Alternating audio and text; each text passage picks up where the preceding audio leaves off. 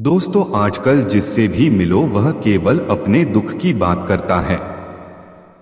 कोई अपने आर्थिक दुख की बात करता है, कोई अपने पारिवारिक दुख की तो कोई अपने शारीरिक दुख की।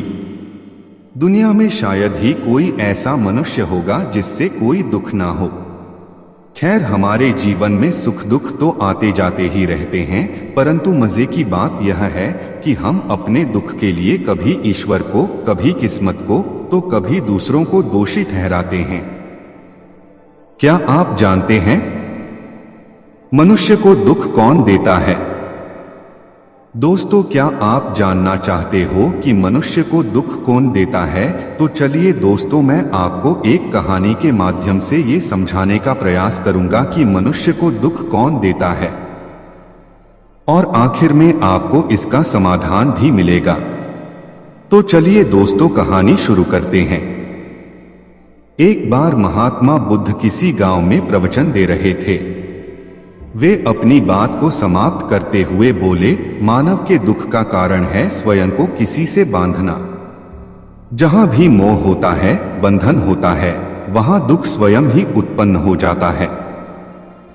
अतः अपने बंधनों को जानें और उनसे बाहर निकलने का प्रयास करें। इसके बाद उन्होंने सभी लोगों को आशीर्वाद दिया और फिर अपने आश्रम को लौट गए।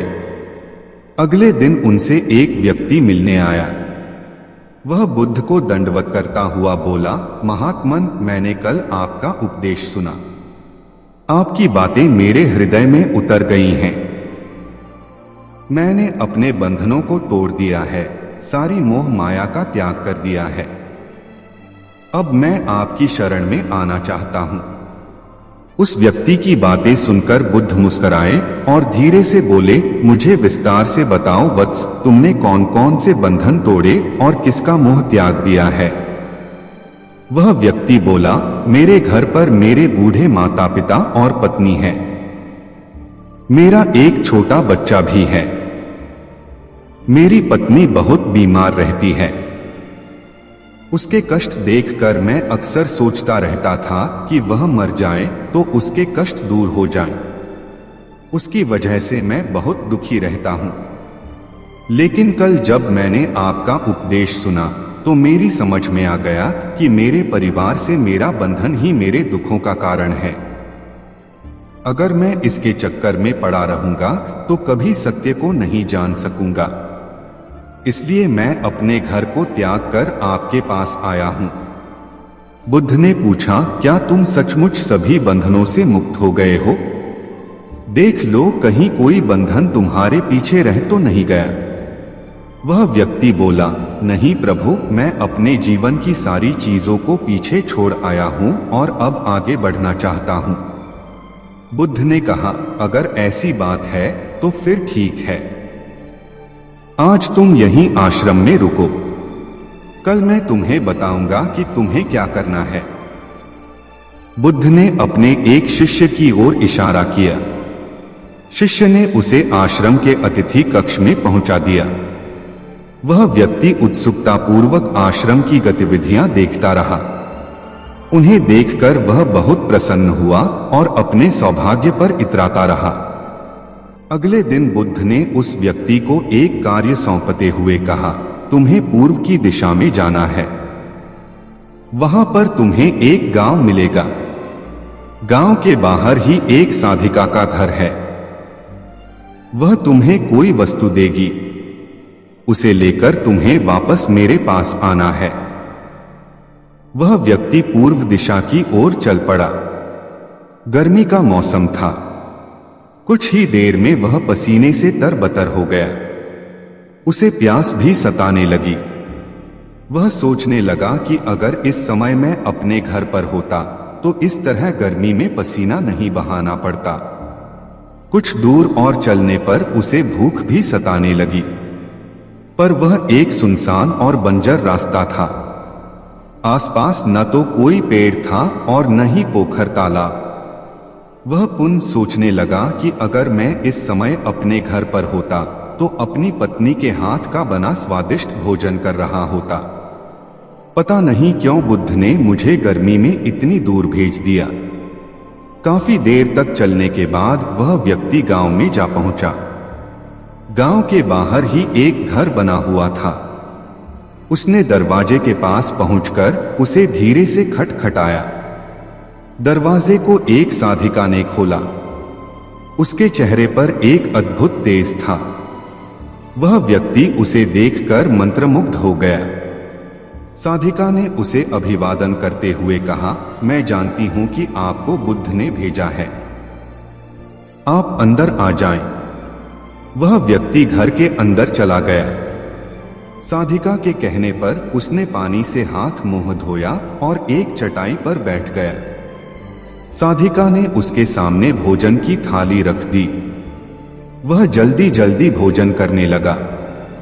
अचानक उस व्यक्ति की नजर साधिका के पैरों पर पड़ी। उसके पैर बहुत सुंदर थे। वह उन्हें देखता ही रह गया। तभी साधिका ने उसका ध्यान भंग किया। वह बोली, जिस व्यक्ति को बुद्ध के चरणों में स्थान मिल जाता है, फिर उसे किसी अन्य के चरणों की आवश्यकता नहीं पड़ती। साधिका की बात सुनकर वह व्यक्ति लज्जित हो गया और नजरें नीची करके चुपचाप भोजन करने लगा। भोजन करने के बाद साधिका ने कहा, आप बहुत दूर से आए हैं, थक गए होंगे, यहीं चटाई पर लेट जाएं, मैं पंखा कर दूंगी। वह व्यक्ति बहुत थका हुआ था। वह चटाई पर लेट गया और अपनी आंखें बंद कर ली। साधिका उसे पंखा करने लगी, पर लेटने के बाद भी उस व्यक्ति को चैन नहीं आया। उसने धीरे से अपनी पलकों को खोला और चोर नजरों से साधिका को देखने लगा। वह सोचने लगा, यह स्त्री कितनी सुंदर है, इसकी वाणी कितनी मोहक है। अगर यह मेरी पत्नी होती तो मेरा जीवन स्वर्ग बन जाता। साधिका इसके मन की बात समझ गई। वह बोली, शरीर में कुछ नहीं रखा है, यह केवल मांस, मज्जा और अस्थियों का जोड़ है। जो व्यक्ति इसके आकर्षण से मुक्त हो जाता है, वही सत्य को प्राप्त कर पाता है।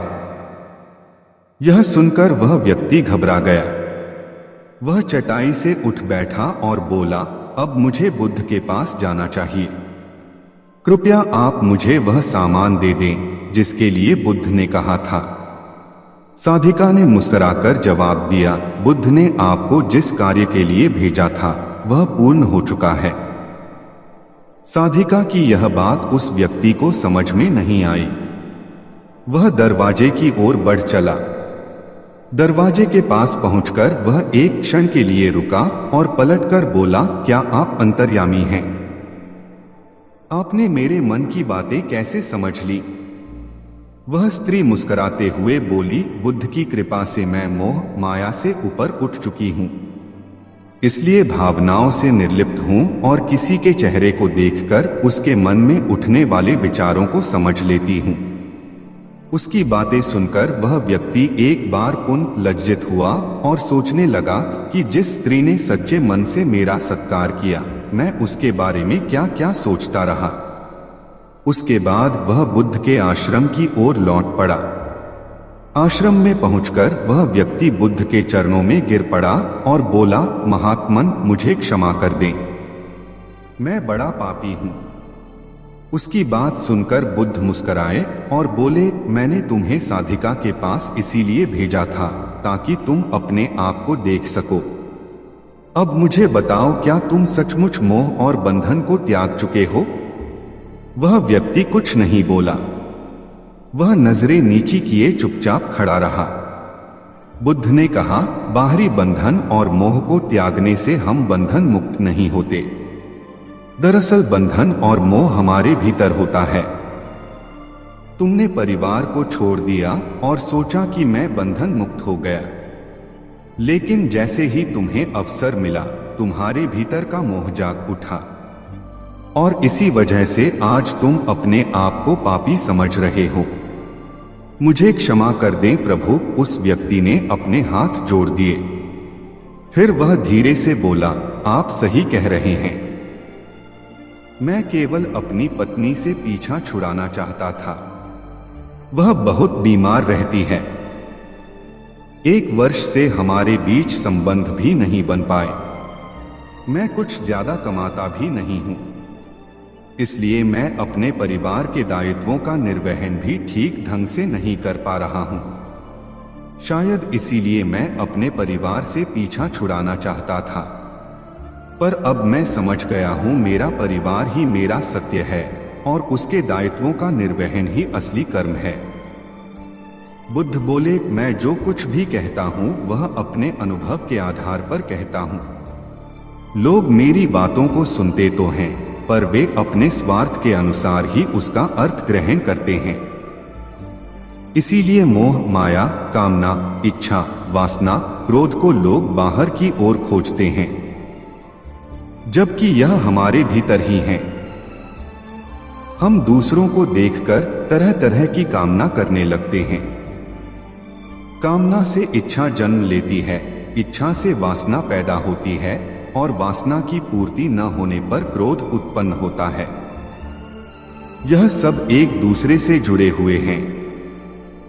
क्रोध के लिए हम सदैव दूसरे को जिम्मेदार ठहराते हैं, जबकि क्रोध का स्रोत हमारे भीतर है। तुम चाहोगे तो क्रोध आएगा, तुम चाहोगे तो क्रोध नहीं आएगा। इसी तरह बंधन बाहर नहीं होते, हमारे मन में होते हैं। हम मन से ही किसी से बंध जाते हैं और मन के कारण ही हम दुख पाते हैं। लेकिन जो व्यक्ति इन बातों की गहराई तक पहुंच जाता है, वह दुखों से हमेशा हमेशा के लिए मुक्त हो जाता है।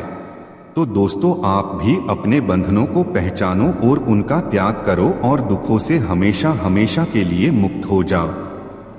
धन्यवाद। नमो बुद्धाय।